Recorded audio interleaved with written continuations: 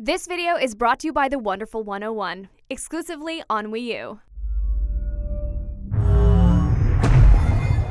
What's up, everybody? Damon here with my good friend Greg. Hi, and Damon. we just got back from Seattle where we were attending PAX Prime. We did. 2013. It was 4 days. I'm very tired. And we saw a bunch of games, Yeah, a we bunch of did. cool games. Ooh. Now let's talk about the very best of the best that we saw at PAX. Greg, you were super impressed with Assassin's Creed 4. Black flag here. Named it your most anticipated next-gen launch game. Correct. Launch game of next gen. Everybody back off. All right. So yeah, it caught me off guard, Damon. I had no interest in Assassin's Creed 4 going in. Assassin's Creed 3 I burned out on. I'm not a big pirate guy. I thought this game won't have much for me. But then when they gave us the DualShock 4, which felt awesome, the touchpad made sense for the game, and we actually got to go explore and see the islands, and then pull back in the map and see how many islands there were, and how many other boats there were to take over, and how many other sharks there were to hunt. I was like, yes, give me this game now. It looks very impressive. I was very excited by the scope of the game. Right. Hopefully it starts out well, because that was the problem with Assassin's Creed 3. Right. A rocky start of the game. It just Exactly. took way too long to actually get into the game. So just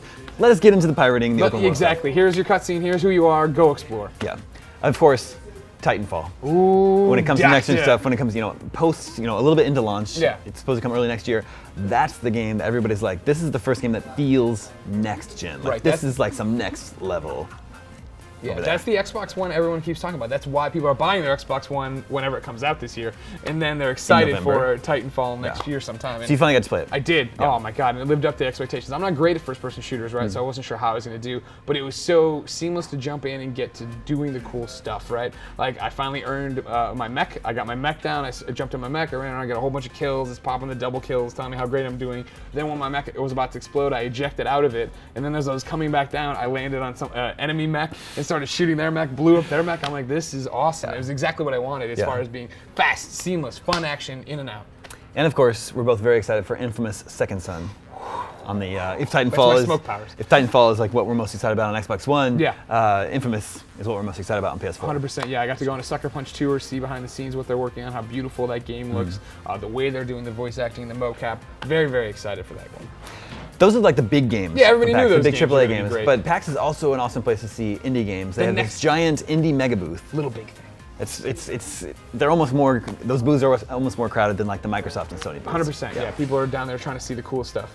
One thing we really liked this year was Samurai Gunn. This is Mitch Dyer loved this one. 4-player local multiplayer game, 8-bit samurai sort of Smash Brothers style battles with one-hit kills. Yeah, that it's sounds awesome. It's pixelated blood. It's got this cool like samurai Japanese music in there. Right. It's just a very, very cool, slick-looking game. I also liked a game called Incognita from Clay, the guys that do the Mark and the Ninja. Yeah. And Incognita is a top-down, turn-based strategy corporate espionage game. Okay. Yeah. I didn't hear about this at all. I'm down now. It looks very cool. It's got an awesome art style. The guys at Clay know how to make really good games. They did Shank also too, so that one looks really cool.